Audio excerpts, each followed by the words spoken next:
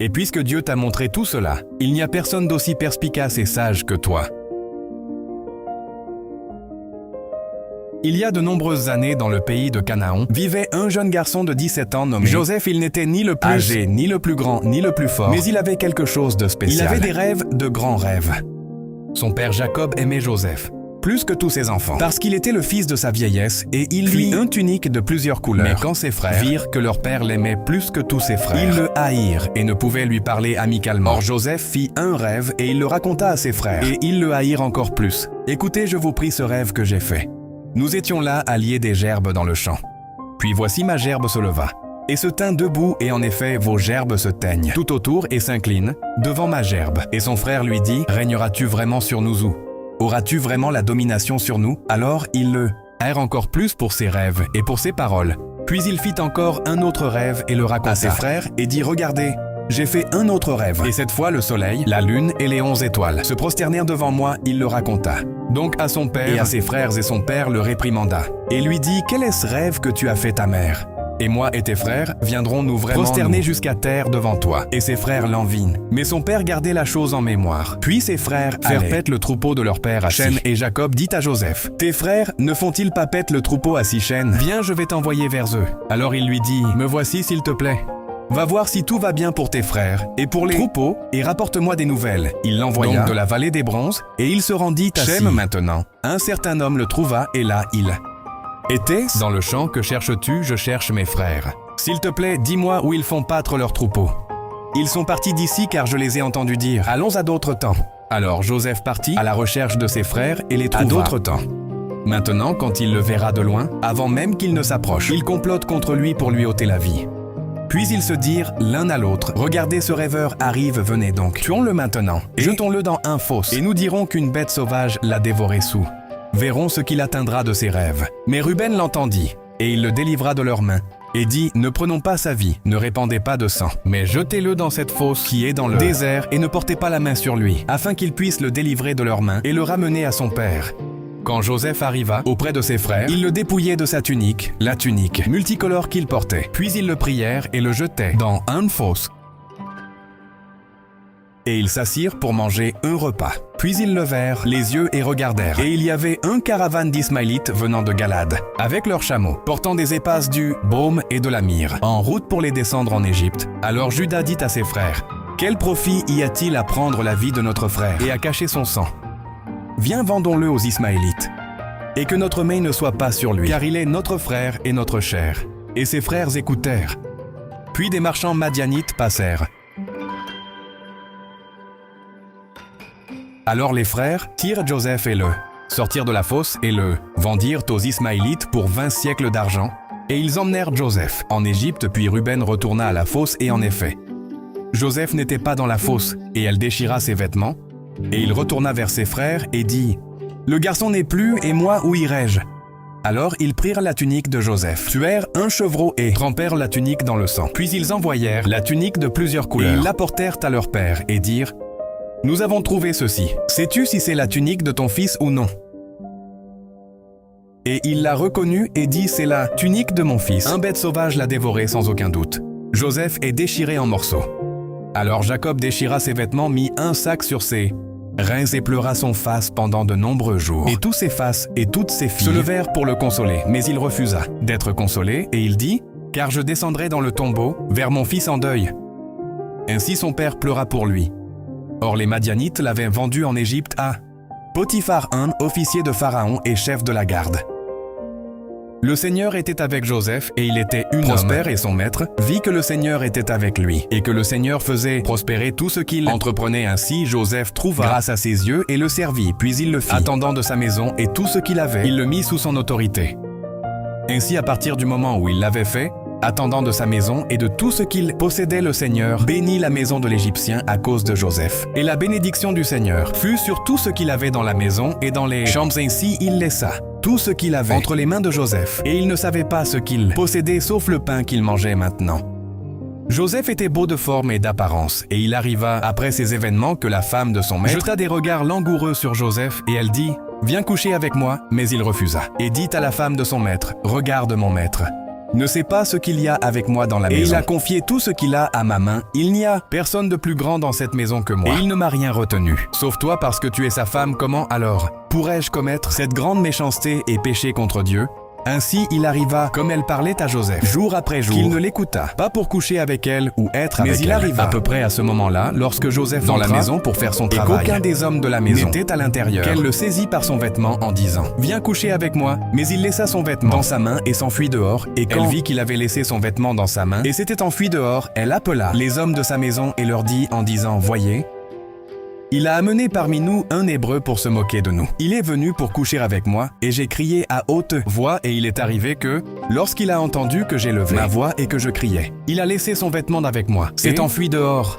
Alors elle garda son vêtement avec elle jusqu'à ce que son maître rentre à la maison. Puis elle lui parla avec des mots comme ceci, en disant « Le serviteur hébreu que tu nous as amené est venu vers moi pour se moquer de moi. Alors il est arrivé que lorsque j'ai élevé ma voix, il a laissé son vêtement avec moi, enfui dehors. Alors son maître se mit en colère et prit Joseph et le mit en prison, un endroit où les prisonniers du roi étaient détenus. Oh, pauvre Joseph, mais il n'a rien fait de mal. Il est innocent. Mais le Seigneur était avec Joseph et lui montra miséricorde et il lui accorda la faveur aux yeux du gardien de la prison. Et le gardien de la prison confia à Joseph tous les prisonniers qui étaient dans la prison. Tout ce qu'il faisait là, c'était son œuvre. Le gardien de la prison ne s'occupait de rien de ce qui était sous l'autorité de Joseph, parce que le Seigneur était avec lui et tout ce qu'il faisait le Seigneur le faisait prospérer. Il arriva, après ces événements, que le maître d'hôtel et le boulanger du roi d'Égypte offensèrent leur Seigneur. Le roi d'Égypte et Pharaon se mit en colère contre ces deux officiers, le chef Échantillon et le chef des boulangers. Il les fit mettre en détention dans la maison du chef garde dans la prison, l'endroit où Joseph était détenu. Et le capitaine de la garde confia Joseph à eux et il les servit. Ils furent donc en détention pendant un certain temps. Ensuite, les chansons et le boulanger du roi d'Égypte qui étaient enfermés dans la prison firent un rêve chacun d'eux.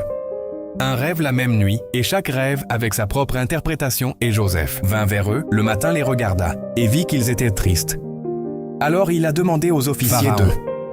Pourquoi as-tu l'air si triste aujourd'hui ? Il n'y a personne pour l'interpréter. Les interprétations n'appartiennent-elles pas à Dieu ? Racontez-les-moi s'il vous plaît. Alors le chef des Échantillons raconta son rêve à Joseph. Voici dans mon rêve, un vigne était devant moi. Et sur la vigne, il y avait 3 branches. C'était comme si elle bourgeonnait ses fleurs, s'épanouissait et ses grappes donnaient des raisins mûrs. Puis la coupe de Pharaon était dans ma main et je pris les raisins pressés dans la coupe de Pharaon et je plaçai la coupe dans la main de Pharaon et Joseph lui dit, c'est l'interprétation, les 3 branches sont 3 jours. Maintenant, dans 3 jours, Pharaon relèvera ta tête et te rétablira à ta place. Et tu mettras la coupe de Pharaon dans sa main, selon l'ancienne manière quand tu étais son échantillon. Mais souviens-toi de moi quand tout ira bien pour toi. Et montre-moi de la bonté. S'il te plaît, parle de moi à Pharaon et fais-moi sortir de cette maison. Car en vérité, j'ai été volé du pays des Hébreux, et ici aussi je n'ai rien fait. Pour qu'il me mette dans ce cachot quand le chef boulanger vit que l'interprétation était bonne. Il dit à Joseph, j'étais aussi dans mon rêve, et il y avait 3 paniers blancs sur ma tête dans le panier du dessus. Il y avait toutes sortes de pâtisseries pour Pharaon et les oiseaux les mangeaient dans le panier sur ma tête. Alors Joseph répondit et dit, c'est l'interprétation, les 3 paniers sont 3 jours. Dans 3 jours, Pharaon te fera décapiter et te pendra à une arbre et les oiseaux mangeront ta chair. Maintenant, le 3e jour, qui était l'anniversaire de Pharaon, il fit un festin pour tous ses serviteurs et il éleva la tête du chef des Échantillons et du chef des boulangers parmi ses serviteurs. Puis il rétablit le chef des Échantillons dans ses fonctions et il place la coupe dans la main de Pharaon. Mais il fit pendre le chef des boulangers, comme Joseph le leur avait interprété. Cependant, le chef des Échantillons ne se souvint pas de Joseph, mais l'oublia. Puis au bout de 2 années complètes, il arriva que Pharaon fit un rêve et voici il se tenait près du fleuve soudain. 7 vaches belles et grasses sortirent du fleuve et elles poussaient dans la prairie. Puis voici 7 autres vaches sortirent d'après elles du fleuve laides et maigres et se teindre près des autres vaches sur la rive du fleuve. Et les vaches laides et maigres dévorèrent les 7 vaches belles et grasses. Alors Pharaon se réveilla, il se rendormit et fit un de rêves et soudain 7 épis de blé montèrent sur un tige, plein et beau, puis voici 7 épis maigres brûlés par le vent dépoussèrent après eux, et les 7 épis maigres dévorèrent les 7 épis pleins et beaux. Alors Pharaon se réveilla, et en effet c'était un rêve. Maintenant il arriva le matin que son esprit était troublé, et il envoya chercher tous les magiciens d'Égypte et tous ses sages, et Pharaon leur raconta ses rêves. Mais personne ne pouvait les interpréter pour Pharaon. Alors le chef des Échantillons parla à Pharaon en disant « Je me souviens de mes fautes aujourd'hui quand Pharaon était encore contre ses serviteurs et mis en détention dans la maison du chef de la garde. Moi et le chef des boulangers. Nous avons chacun fait un rêve la même nuit, lui et moi. Chacun de nous a rêvé selon l'interprétation de son propre rêve. Maintenant il y avait là avec nous un jeune hébreu, un serviteur du chef garde, et nous lui avons raconté nos rêves, et il les a interprétés pour nous à chacun. Il a interprété selon son propre rêve, et cela s'est passé exactement comme il l'avait interprété pour nous. Et si cela est arrivé, il m'a rétabli dans ma fonction. Et il l'a pendu. Alors Pharaon envoya chercher Joseph et il le fit ressortir rapidement de la prison. Il se rassa, changea de vêtements et se présenta devant Pharaon. Et Pharaon dit à Joseph, un rêve, et il n'y a personne pour l'interpréter. Mais j'ai entendu dire de toi que tu peux comprendre. Un rêve pour l'interpréter. Ce n'est pas en moi, Dieu donnera à Pharaon. Un réponse de paix. Voici dans mon rêve, je me tenais sur la rive du fleuve. Soudain cette vache sortit du fleuve. Belle et grasse, et elle poussait dans la prairie. Puis voici cette autre vache montra après elle. Pauvre et très laide et maigre, un laideur, comme je n'en ai jamais vu dans tout le pays d'Égypte. Et les vaches maigres et laides dévorèrent les 7 premières. Les vaches grasses, quand elles les eurent mangées, personne n'aurait les avait mangées, car elles étaient toutes aussi laides qu'au début. Alors je me suis réveillé, j'ai aussi vu dans mon rêve, et soudain 7 épis sont montés sur un seul tige plein et beau. Puis voici 7 épis desséchés maigres, et brûlés par le vent, d'eston poussés après eux, et les épices maigres ont dévoré les 7 bons épis. Alors j'ai raconté cela aux magiciens, mais personne n'a pu me l'expliquer. Les rêves de Pharaon sont 1. Dieu a montré à Pharaon ce qu'il est sur le point de faire. Les 7 bonnes vaches sont cette année et les 7 épices sont cette année. Les rêves sont 1 et les 7 vaches maigres et l'Aïdès qui sont venues après elles sont cette année et les 7 épis vides brûlés par le vent d'Est sont 7 années de famine. C'est ce que j'ai dit à Pharaon. Dieu a montré à Pharaon ce qu'il est sur le point de faire en effet. 7 années d'abondance viendront dans tout le pays d'Égypte. Mais après eux, 7 années de famine surgiront, et toute l'abondance sera oubliée dans le pays d'Égypte, et la famine épuisera le pays ainsi.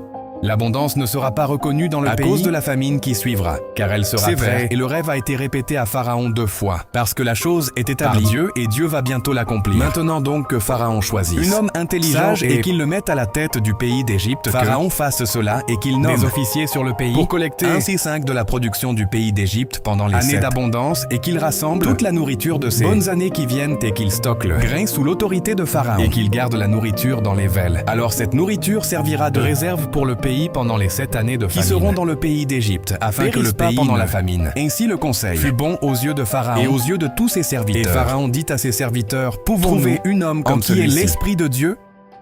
Puis Pharaon dit à Joseph, puisque Dieu t'a montré tout cela, il n'y a personne d'aussi avisé et sage que toi.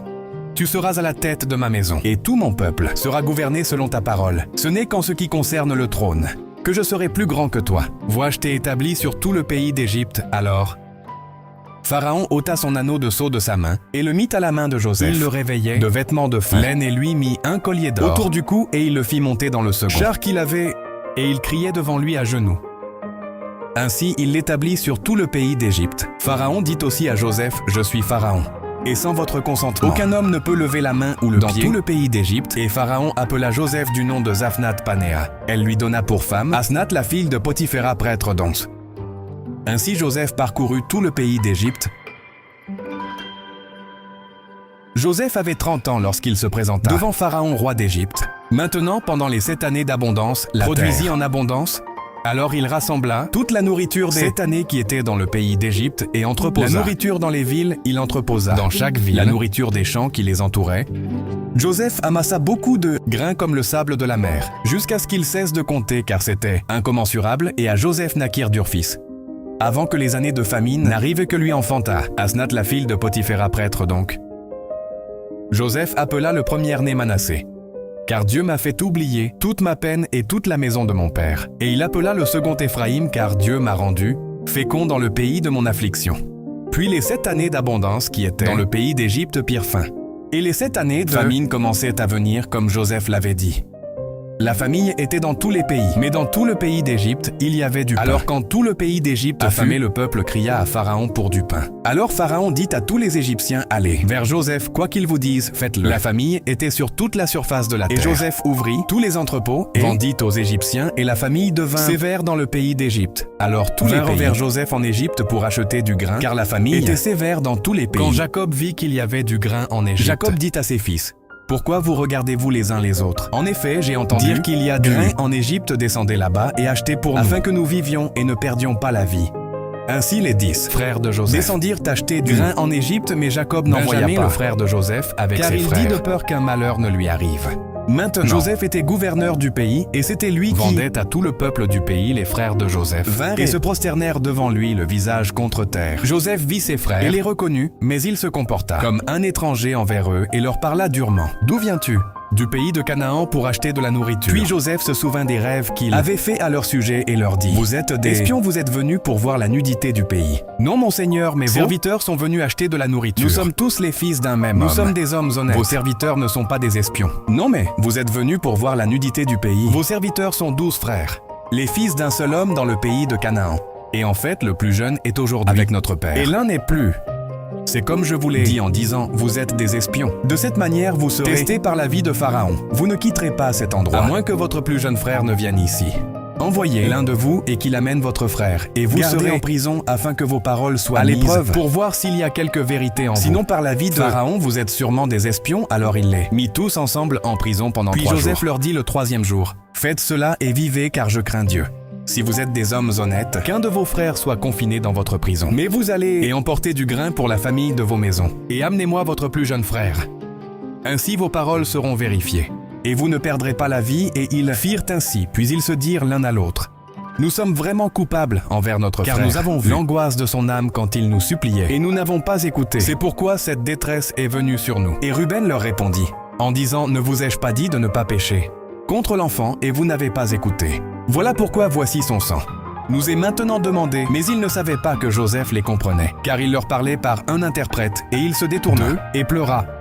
Puis il revint vers eux et leur parla, et il prit 6 et 11 parmi eux et le filiait sous leurs yeux. Ensuite, Joseph donna l'ordre de remplir leurs sacs de grains, de remettre l'argent de chacun dans son sac, et de leur donner des provisions pour le voyage. Chargèrent donc leur ânesse avec le grain et partirent de là. Mais comme l'un d'eux ouvrait son sac pour donner du fourrage à nos campements, il vit son argent, et il était là, à l'entrée de son sac. Alors il dit à ses frères: Mon argent a été rendu, et le voilà dans mon sac, c'est...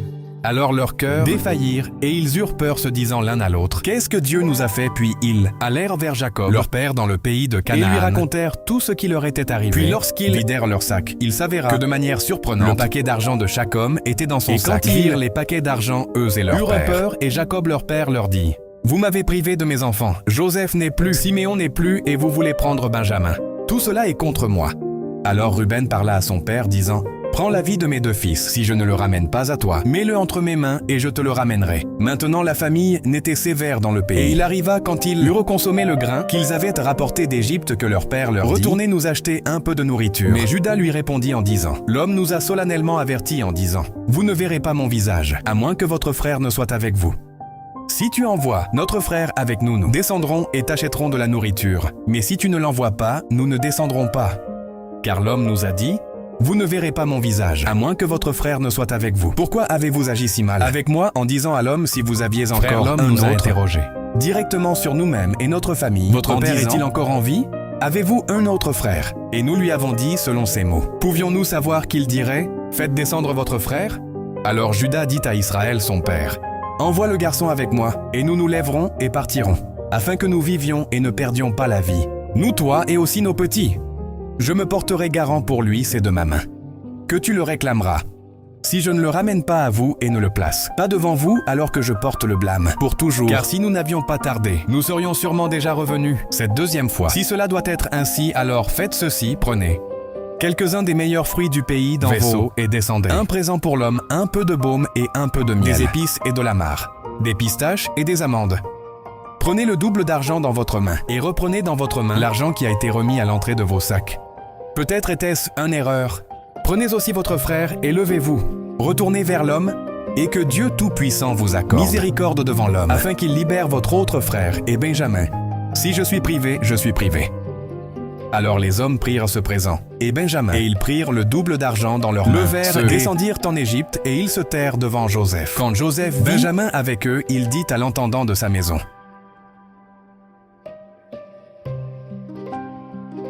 Alors l'homme fit ce que Joseph avait ordonné, et fit entrer les hommes dans la maison de Joseph. Maintenant les hommes avaient parce qu'ils amenés dans la maison de Joseph, et ils dirent: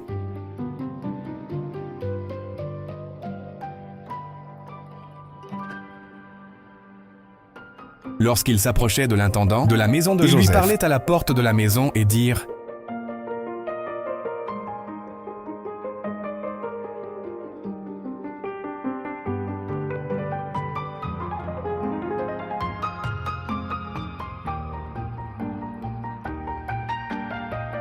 Mais il dit que la paix soit avec vous. N'ayez pas peur, votre Dieu est le Dieu de votre Père. Vous a donné un trésor dans vos sacs. Puis il fit sortir Siméon vers eux, et quand Joseph rentra chez lui, il lui apportait le présent qu'ils avaient en main dans la maison et prosterna devant lui jusqu'à terre. Puis il leur demanda comment ils allaient et dit: Et il répondit: Ton serviteur, notre Père, est en bonne santé, il est encore en vie. Et ils inclinèrent la tête et se prosternèrent. Puis il leva les yeux et vit son frère, Benjamin le fils de sa mère, et dit: Maintenant son cœur brûlait pour son frère. Alors Joseph se hâta de chercher un endroit pour pleurer, et il alla dans sa chambre, et il pleura. Puis il se lava le visage et sortit, et il se contint et dit. Alors il dîna avec eux, mais Joseph avait encore un test. Joseph fit cacher sa coupe en argent dans le sac de Benjamin le lendemain matin, alors qu'il retournait à Canaan. Les frères furent arrêtés, fouillés, et quand la coupe fut trouvée, tout s'effondra. Le coupable devait devenir esclave. Mais quelque chose de puissant se produisit. Judas, qui autrefois avait mené la charge pour vendre Joseph, non pas pour accuser, non pas pour s'échapper, mais il supplia.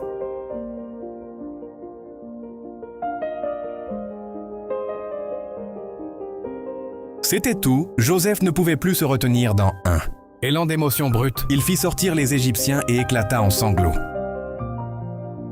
Les frères étaient sous le choc et se sentaient très coupables, mais Joseph les rassura.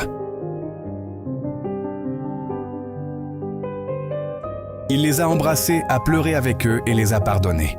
Puis il a dit: Allez, dites à mon père que je suis vivant. Amenez-le ici rapidement. Et Pharaon, ravi de la réunion de Joseph, offrit des chariots, des provisions et le meilleur de l'Égypte pour leur famille. Jacob entendit la nouvelle. Il pouvait à peine y croire. Joseph, mon fils, est encore en vie. J'irai le voir avant de quitter cette terre. En chemin, Dieu lui parla à Beersheba.